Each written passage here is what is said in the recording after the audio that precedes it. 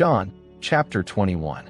After these things, Jesus revealed himself again to the disciples at the Sea of Tiberias. He revealed himself this way. Simon Peter, Thomas called Didymus, Nathanael of Cana in Galilee, and the sons of Zebedee, and 2 others of his disciples were together. Simon Peter said to them, "I'm going fishing." They told him, "We are also coming with you." They immediately went out and entered into the boat. That night they caught nothing.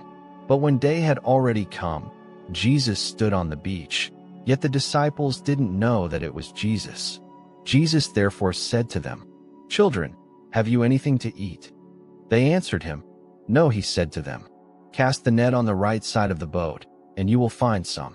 They cast it therefore, and now they weren't able to draw it in for the multitude of fish.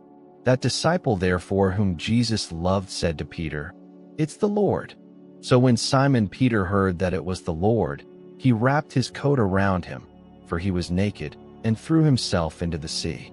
But the other disciples came in the little boat, for they were not far from the land, but about 200 cubits away, dragging the net full of fish. So when they got out on the land, they saw a fire of coals there, and fish laid on it, and bread. Jesus said to them, "Bring some of the fish which you have just caught." Simon Peter went up and drew the net to land, full of great fish, 153. And even though there were so many, the net wasn't torn. Jesus said to them, "Come and eat breakfast." None of the disciples dared inquire of him, "Who are you?" knowing that it was the Lord. Then Jesus came and took the bread, gave it to them, and the fish likewise. This is now the 3rd time that Jesus was revealed to his disciples, after he had risen from the dead.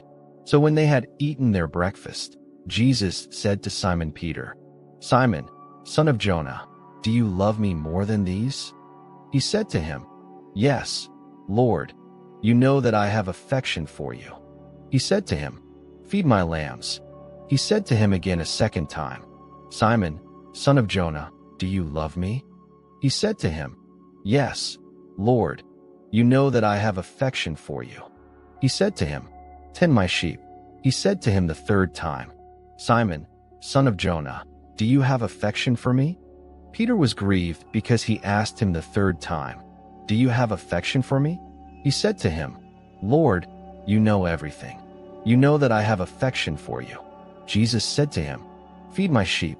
Most certainly I tell you, when you were young, you dressed yourself and walked where you wanted to.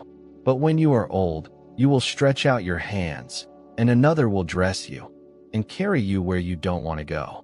Now he said this, signifying by what kind of death he would glorify God. When he had said this, he said to him, "Follow me." Then Peter, turning around, saw a disciple following.